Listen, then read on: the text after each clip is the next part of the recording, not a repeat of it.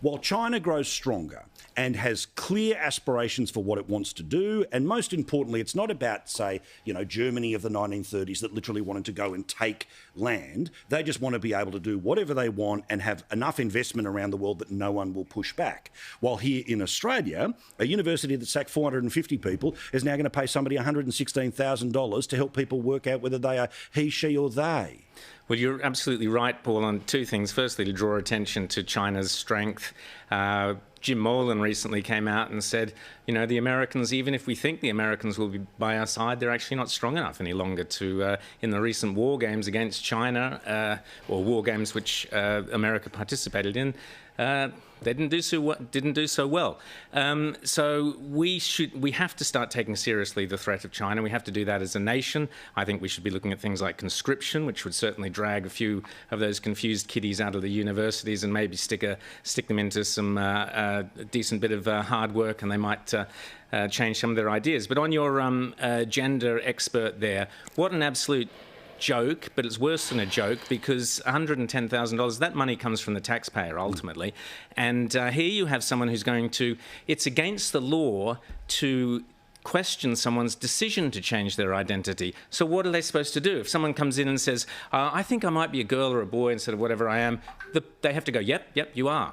They can't say, well, have you thought about it or not thought about it? No, so what are they doing there? But even then... Just telling them what they already know. But then again, what are you facilitating? Exactly. The bathrooms have changed, and I've got no problems with any of that. Again, gender fluidity, it's a thing, no question, right? But what exactly are they facilitating? Paperwork? And if that's the case, how's it a full-time job? Literally every And how did the kid get into university if they can't fill in a form? It's very strange. Anyway, now, Matt, again, to this central point, right? I think this is on the ballot in part at the next election. This is about Western values. This is about people that will stand up for Western values. And while there can be plenty of people that are disappointed about recent decisions that I know have pissed people off, like net zero, this is front and centre. You want to talk about a clarity of position? One in each way elbow says climate is the most important thing about the relationship with the United States. Our Prime Minister stands up to China, wanting accountability for how the virus got out of control and killed 5 million people.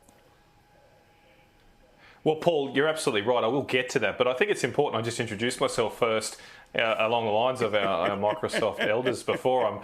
I'm a senator of Irish and Italian descent. I'm wearing a blue check shirt, which clearly shows I have no fashion sense and will be easily cast in the next season of Queer Eye for the Straight Guy.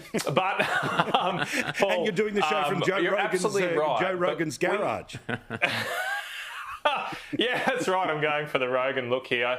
Hopefully, we won't go for 3 hours though. But the issue here, though, Paul, is we've got to get into this battle. We've got to get into this ruck. You're absolutely right that this could be a dividing line here at the next election. But I want to give credit to the work of Alan Tudge, the Education Minister. He is doing fantastic work in highlighting the woke draft curriculum that has been endorsed or semi-endorsed so far by a national body or a sort of a federation body, another one of these national cabinet type bodies made up of the states, territories and the federal government. But we've got to put our foot down here and say we do not believe that our kids should be taught radical Marxist-inspired agendas which teach them to hate their country and therefore will be in no position, conscripted or otherwise, to defend their country. Because if you can't be proud of your history, you won't fight for its future. And so we have to make this a central issue, in my view, that the current draft curriculum effectively has more criticism of the evils, apparent evils of Christianity than it does of communism. That needs to change.